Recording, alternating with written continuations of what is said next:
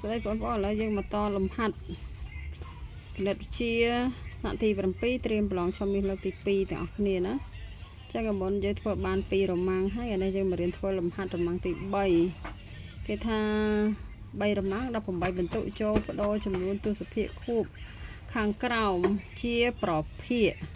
ចឹងក៏យើងបដូរចំនួនទស្សភាគខួបខាងក្រោមជាប្រភេទមានកខកនេះជាឧទាហរណ៍តែពេលប្រឡងមែនតើនៅមានចេញស្រួលចឹងទេអានេះឧទាហរណ៍បញ្យល់នឹងបញ្ជាក់បញ្ញាស្មារតីបងប្អូនឲ្យខំមើលមករៀនធ្វើលំហាត់ណាតែពេលប្រឡងចេញមានអាចដល់ទៅខ្ទង់ភាគរយភាគពាន់អីទៀតណាឥឡូវឧទាហរណ៍ស្រាលយើងមើលដើម្បីកុំឲ្យ stress តោះឲ្យយើងមកមើលដើម្បីបដូរចំនួនទស្សភាគខួបឲ្យទៅជាប្រភេទទី1យើងត្រូវតាងយើងតាងអក្សរអីក៏បានដែរតែអ្នកគ្រូតាង n ចោះអញ្ចឹងកគឺយើងបដូរចំនួនទស្សភាគខួបយើងនេះក 6.12 ខួបគឺខួបលើលេខ12អញ្ចឹងអ្នកគ្រូនឹងតាង n ឲ្យស្មើនឹងចំនួនហ្នឹងណាអ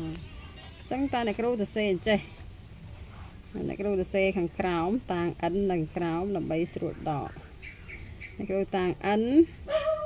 ស្មើនឹង 6.12 ខួបបើយើងទៅសេទៅវា 6.12 ចុចមែនណាវាថា 12 ដណាលដល់ដែលព្រោះខួបលើលេខ12ខួបលើលេខ12 2ខ្ទង់ណាហើយដើម្បីឲ្យបាត់អាក្រៅទស្សភាគ2ខ្ទង់ហ្នឹងគឺយើងត្រូវរកគុណនឹង 100n ណាយើងរក 100n ដើម្បីកលឲ្យបាត់កាបៀសណាអញ្ចឹងអ្នកគ្រូរក 100n វាតាំង 100n អញ្ចឹងបើ 100n ស្មើប្រមាណ 100n ស្មើនឹងកំកលក្បៀសពី6នេះមកដល់នេះបាន01មកដល់នេះបាន02 100មាន02អញ្ចឹងកលក្បៀស2ខ្ទង់កលទៅបាន612អញ្ចឹងបាន612 612.12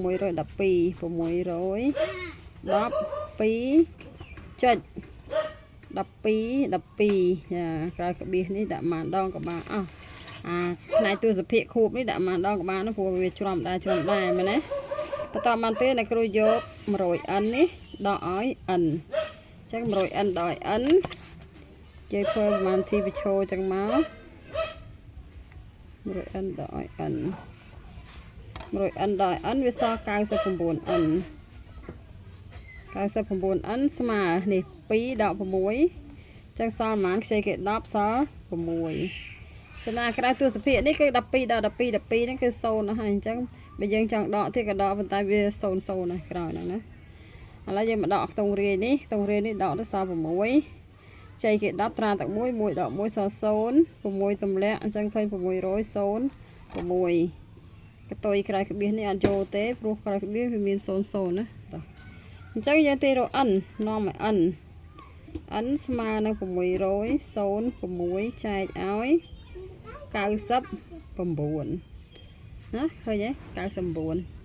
ចឹងចែកនឹង99យើងអាចសម្រួលនឹងប៉ុន្មានបានលេខនេះអាចចែកដាច់នឹង3អត់ចាលេខនេះអាចចែកដាច់នឹង3បើយើងចែកនឹង3បានប្រមាណចែកនឹង3លេខខាងលើបាន6ចែក3បាន2ហើយនេះ0 6ចែក3បាន2ទៀតខាងក្រោមនេះ9ចែក3បាន3 9ចែក3បាន3នេះយើងចែកទៅបានប៉ុណ្ណឹងអញ្ចឹងសម្រួលទៅមុខទៀតកើតអត់បាទមួយវាលេខសេសមួយទៀតលេខគូសម្រួលកើតអត់202អត់បានទេណាបើយើងចង់ឲ្យចែក3ចែក3ដាច់ភាគបានតែភាគយកចែកដាច់ទេព្រោះ2 + 2 4ផាបុកលេខតាមខ្ទង់យើងអត់ចែកដាច់នឹង3លេខនោះក៏អត់ចែកដាច់នឹង3ដែរអញ្ចឹងយើងអាចសម្រួលបានទៀតទេបានប៉ុណ្ណឹងហើយឥឡូវយើងមកធ្វើសំណួរខយើងទាំងអស់គ្នាមើលណា 0.8 ខួបលើលេខ8អញ្ចឹងយើងត្រូវតាងទៀតណាអ្នកគ្រូតាងខាងក្រោមនេះតាងអ្នកគ្រូចន្លោះទុកមកបន្ទាត់ដើម្បីដាក់n ធំច្រើនណាអ្នកគ្រូតាង n នេះស្មើនឹង 0.8 ខួប 0.8 ខួបវាស្មើ 0.88888 ច្រំដែរណាហើយមួយទៀតអ្នកគ្រូចង់បំបត្តិក្រោយក្បៀសមកខ្ទង់នេះគឺ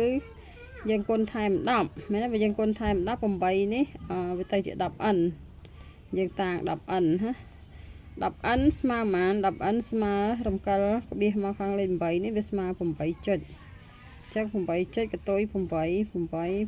ច្រំដែរ ចឹងយកធ្វើដូចគ្នាដែរគឺយើងយក 10n ដកឲ្យ n នេះមើលអត់ឃើញមែនគ្រប់លេខរុញយក 10n ដកឲ្យ n ទៅគឺយើងឃើញ 9n ហើយនេះ 9n ស្មើនេះ 10n ដក n 9n ហើយ8ដក0នៅសល់8អាក្រោយនេះយើងមកហត់ដកក៏បានដែរយើងដកគឺកតុយវា0 0អញ្ចឹងឃើញ8អញ្ចឹងបាត់ឃើញ8យើងទីរោ n សុំតោះទីរោ n n ស្មើ8ចែកឲ្យ9អញ្ចឹងចម្លើយយើងឃើញ8លើ9បើយើងសរុបបានយើងຕົកចឹងចោះបើយើងសរុបបានយើងសរុបទៀតបើសិនជាសរុបបានហើយយើងអត់សរុបគ្រូដកបន្ទុកខ្លះហើយកោ 1.9 ខួបចឹងទី1គឺយើងត្រូវតាំង n ស្មើ 1.9 ខួបមានថា 1.999 ច្រំដែរហើយយើងមករោចង់បាត់ក្បៀសមកខ្ទង់នេះក្រោយក្បៀសមកខ្ទង់គឺយើងគុណ10អញ្ចឹងយើងរោ 10n តាំង n ហើយយើងរោ 10n ស្មើរំកិលក្បៀសមកនេះមកវាទៅជា19ណាអញ្ចឹងស្មើ19យើងសេលេខត្រូវខ្ទង់ស្រួលដក 19.99999 ច្រំដែរហើយបន្តមកយើងដកដូចគ្នាទៀតគឺយើងយកអីយើងយក 10n ដក n អសល់ 9n 9n ស្មើអាកតុយដកទៅ0ណាគ្រូដកទៀតដែរតោះ9ដក1អសល់8 1នេះតុំលាក់ហើយយើងមកទីរក n អញ្ចឹង n ស្មើប៉ុន្មាន n ស្មើ18ចែកឲ្យ9 18ចែកឲ្យ9បាន2នេះ18ចែកឲ្យ9បាន2អញ្ចឹងចម្លើយឃើញ2ការប៉ັດបើយើងឆ្លើយដូចនេះយើងត្រូវឆ្លើយអញ្ចេះណាឆ្លើយថាដូចនេះចំនួនទស្សភាគនេះកអកោយើងគឺ 1.9 ខួបស្មើនឹង2គេឲ្យយើងសេជាប្រភេទប៉ុន្តែប្រភេទហ្នឹងសម្រួលដាច់យើងសម្រួលទៅការប៉ັດ2ក៏អាចថាមានភាគបាយមួយនៅពីក្រោមណាប៉ុន្តែយើងមិនបាច់ទៅសេទៅភាគបាយមួយយល់ហើយទាំងអស់គ្នាបើយល់យើងអាចដោនវាទុកមើលក៏បានឬក៏បើមិនទាន់ច្បាស់អីអាចខមមិនសួរបន្តទៀតណាអរគុណច្រើនសម្រាប់អ្នកតាមដានការសិក្សា